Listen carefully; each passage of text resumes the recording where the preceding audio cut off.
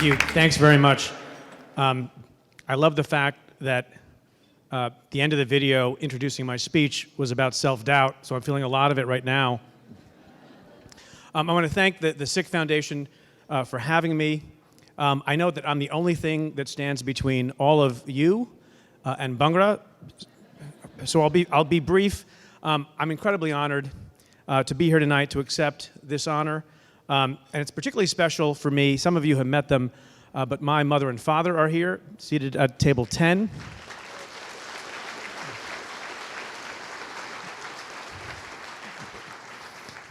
Jagdish Singh Bharara and Desh Sudha Bharara. I was trying to think of the way that I might describe them, and it was unclear before I got here, but I think I have the perfect word to describe both my mother and my father, and that word is obviously badass.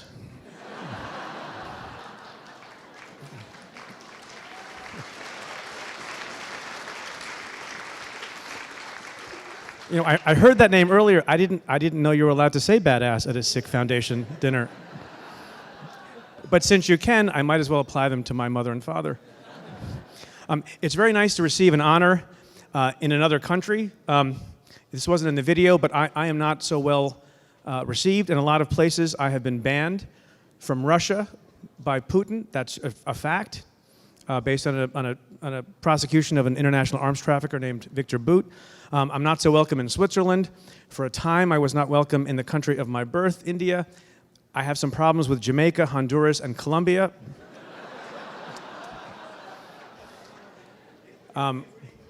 They like me a lot in Turkey recently.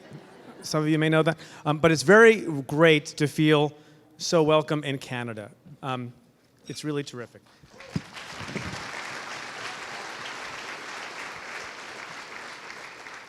I want to congratulate Save a Bank for all the great work that they do, and acknowledge your defense minister for all the work that he has done and all the places that he has gone.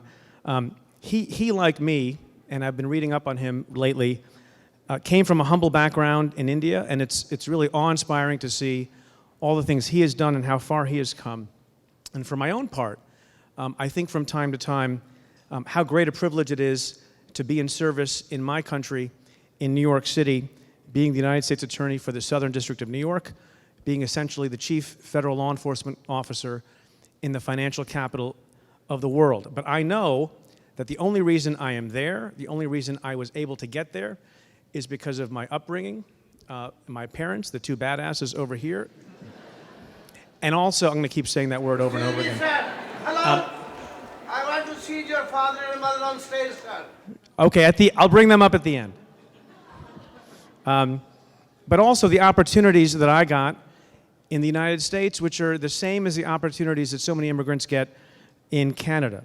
And so my family's journey has taught me a bit about history and humility and what the American dream is all about. And just a quick, I just want to repeat what I said a little over 7 years ago when I got sworn in as the U.S. Attorney in Manhattan. And I talked then, and then I'll sit down. I talked then a bit about my father's reaction to my nomination by President Obama. And you may understand the kind of father he was, because for my whole life, he was studiously an unemotional man. But in the months leading up to my confirmation, he sometimes seemed a bit overwhelmed by the prospect of his son becoming the United States Attorney in Manhattan. But perhaps that was understandable for a man like my father, who was born 75 years ago, halfway across the globe, who grew up in a small village, who lost his mother while still a toddler, who lived for a time in a home without even basic plumbing, and who became the first member of his family ever to go to college. He brought our family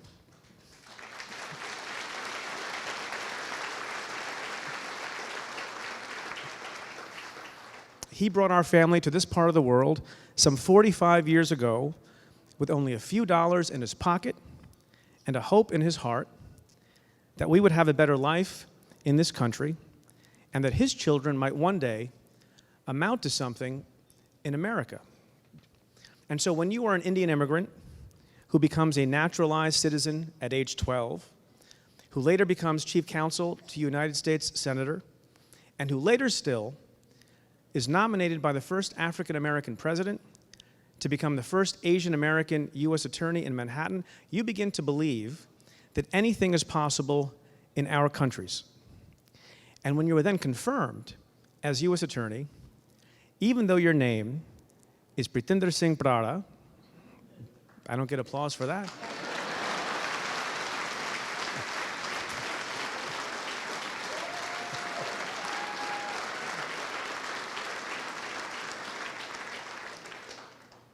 And when you understand that your photo will nonetheless one day hang in the halls of my office along with the names of legendary prosecutors like Henry L. Stimson and Whitney North Seymour Jr. and Robert M. Morgenthau, when your father came from nothing and you have everything, then you know anything is possible in our countries. And so I understand and appreciate a family's pride and a community's excitement when one of its own makes a mark, like Minister Sudgen and so many other people who are here. It's the historical arc leading ever upward that every immigrant hopes his family will draw. The dream that every child, even a poor or orphaned or immigrant child, can rise higher than that child's parents could ever have imagined. But I will say at the end of the day, whether you are lucky enough to wield a subpoena or command a military, neither I nor anyone else will ultimately be judged on the fact that they were the first Indian or the first Sikh or the first anything else. It is the quality of one's work and the strength of one's leadership and the power of one's vision that ultimately establishes everyone as either a pioneer or a placeholder. And I hope to do my best to live up to that. That said, I do suppose that there is one relevant aspect of having a certain ethnic, religious, or national background. And I think it's because a first-time achievement within a community is something like a mini moon landing. It can inspire new generations to brave new paths. It signals something to young people who may not yet know that their dreams can become reality too, even though they may have a funny name or an exotic heritage or a misunderstood religion. It is the ripple effect and power of ethnic, racial, or religious firsts. If Preet Bharara can do it, maybe I can too. If Harjit Singh Sudgen can do it, maybe I can too. If Barack Obama can do it, maybe I can too. But to me, the most important relevance of being an Indian immigrant, in terms of how I think about my work and my career and my priorities, is this. It drives a deep feeling of obligation to give back to the country that gave me and my family so much, to whom much is given, much is expected. And, you know, I know that a lot of people understand this. Our families chose to come to the West. Not everyone had that choice. They chose to come here on the promise of a better life. And if you were sitting in this very nice museum, in this very nice ballroom, by definition, that promise was fulfilled. And that's why I believe so deeply in the promise and the obligation of service and the obligation of seva.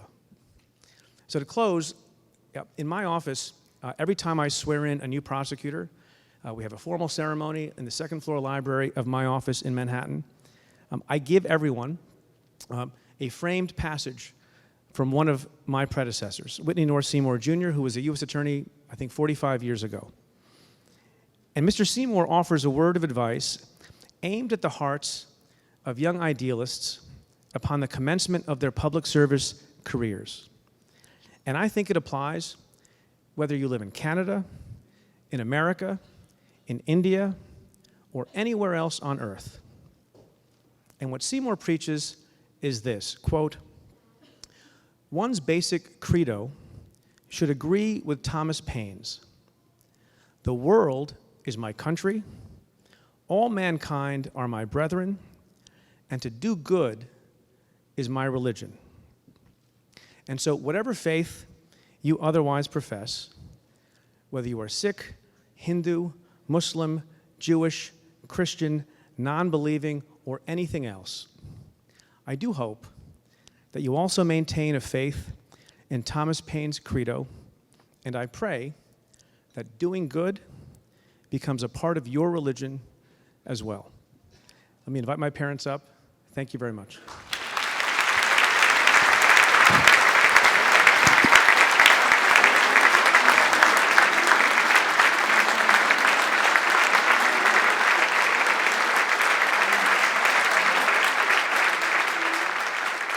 Can you tell us how it felt to receive this honor tonight?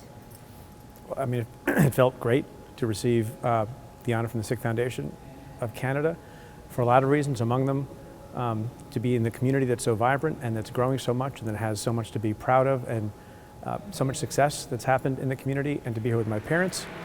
Outside of the United States, it was very moving for me. What part of your Sikh heritage do you feel on a daily basis with the work that you're doing? Anything? Well, I guess I can answer by talking about what's been talked about all evening, and that's the principle of seva, or service. And as I said in my speech, and as I say all the time to the people I work with, I've been in government 16 and a half years. I thought it was going to be 3 or 4. And I think that there's nothing more profound in what the religion teaches and what the community teaches than service to other people and doing something larger than yourself. That's great. And coming to Canada, being a part of this event, what kind of message do you think this sends to the people in this audience tonight? I think it sends a message that you can have Americans every once in a while and they won't screw it up too much. I think it sends a message. National boundaries are not as important, I think, as they used to be.